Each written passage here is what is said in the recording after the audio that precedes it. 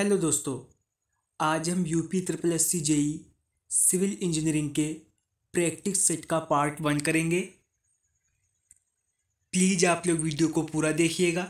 पहला क्वेश्चन है, the soil transported by flowing water is called. यहाँ पर आपसे पूछा है, बहते हुए पानी द्वारा लाई गई जो मिट्टी होती है उसको क्या कहते हैं। ऑप्शंस आपको दे रखे हैं, alien soil, marine soil, alluvial soil या फिर सैंडी सॉइल। आपका सही आंसर रहेगा एलुवियल सॉइल, ऑप्शन सी। इसके साथ में कुछ पॉइंट और हम कवर करके चलेंगे। पानी द्वारा जो सॉइल फ्लो होती है वो अपने परिवहन के दौरान ही जमना प्रारंभ कर देती है, उसे एलुवियल सॉइल कहते हैं। एलुवियल सॉइल बहुत ही उपजाऊ होती है। मानसून काल में जब नदियों में पानी का वेग बहुत अधिक होता है उस समय इसकी बहाव क्षमता कई गुना बढ़ जाती है। इस प्रकार की सॉइल में कणों को एक स्थान से दूसरे स्थान पर परिवहन जो है पानी के माध्यम से होता है। और इसके साथ कुछ और इम्पोर्टेंट फैक्ट जानेंगे। जो कण जल के बहाव के दौरान समुद्र में पहुंचने तक नहीं जम पाते हैं उन्हें एलुवियल लोड कहते हैं। इनमें बहुत महीन कण शामिल होते हैं। आपका दूसरा पॉइंट है, ये महीन कण समुद्र में पहुंचकर धीरे धीरे जमना शुरू कर देते हैं। इस प्रकार से निर्मित सॉइल जो होती है आपकी वो समुद्री सॉइल कहलाती है। तीसरा पॉइंट है आपका, हवा द्वारा परिवहित व जमी मृदाएं एओलियन मृदा कहलाती हैं। अगला क्वेश्चन है, the maximum size of particles of clay is about. Clay के पार्टिकल का अधिकतम साइज कितना होता है। ऑप्शंस आपको दे रखे हैं, 0.002 mm,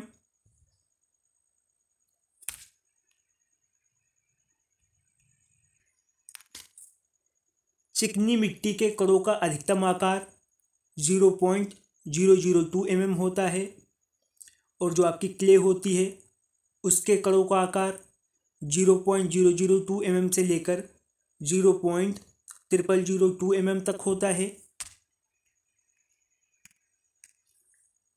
ये एक महीन कणों वाली सॉइल है। इसमें ससंजन और सुघट्यता के गुण जो है वो प्रचुर मात्रा में पाए जाते हैं, और इस सॉइल की परमेबिलिटी जो होती है वो बहुत ही कम होती है। ये पॉइंट भी आपको याद रखने होंगे। अगला क्वेश्चन है, pycnometer is use to determine. Pycnometer का यूज जो है किस चीज को डिटरमाइन करने के लिए किया जाता है। ऑप्शंस आपको दे रखे हैं, water content and void ratio को, स्पेसिफिक ग्रेविटी और ड्राई डेंसिटी को, water content and specific gravity को, या फिर इनमें से कोई नहीं। ऑप्शन सी आपका सही रहेगा, water content and specific gravity को।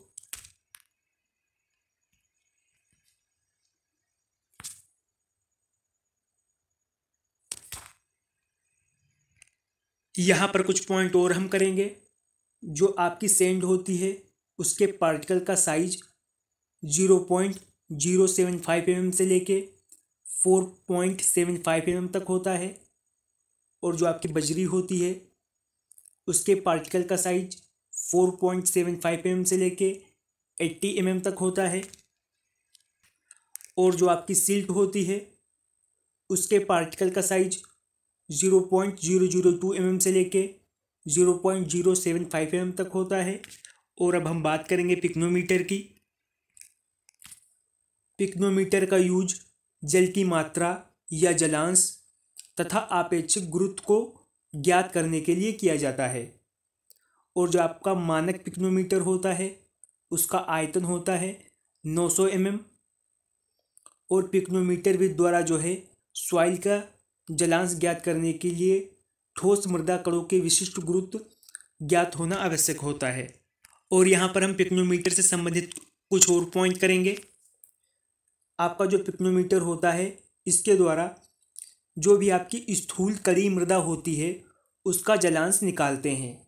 और ये आपका जो पिक्नोमीटर है ये आर्मस्ट्रांग के सिद्धांत पर आधारित है। अगला पॉइंट आपको दे रखा है, सबसे तेजी से वाटर कंटेंट निकालने की आपसे विधि पूछी है, उसका नाम क्या है? उसका नाम है कैल्शियम कार्बाइड विधि। अगला पॉइंट है आपका, रेडिएशन विधि द्वारा सॉइल का जलांश जो है वाटर कंटेंट वो संतृप्त अवस्था में ज्ञात करते हैं। ये सभी बहुत ही इंपॉर्टेंट पॉइंट है आपके। अगला क्वेश्चन है, the ratio of volume of water present in a given soil mass to the total volume of total voids is known as. यहाँ पर आपसे पूछा है, किसी प्रदत्त सॉइल में उपस्थित जल का आयतन और कुल रिक्तियों का आयतन का अनुपात जो है वो क्या कहलाएगा? उसे पोरोसिटी कहेंगे, वॉइड रेशियो कहेंगे, परसेंटेज वॉइड्स कहेंगे या फिर डिग्री ऑफ सैचुरेशन कहेंगे। आपका ऑप्शन डी जो है वो सही रहेगा, इसे कहेंगे डिग्री ऑफ सैचुरेशन। और इसे प्रेजेंट करते हैं एस आर से। और इससे संबंधित कुछ और पॉइंट देखने होंगे। जो आपका संतृप्त अंश होता है वो इस बात का पता लगाता है कि सॉइल में जो है कितने प्रतिशत रंध्र स्थानों में जल भरा है।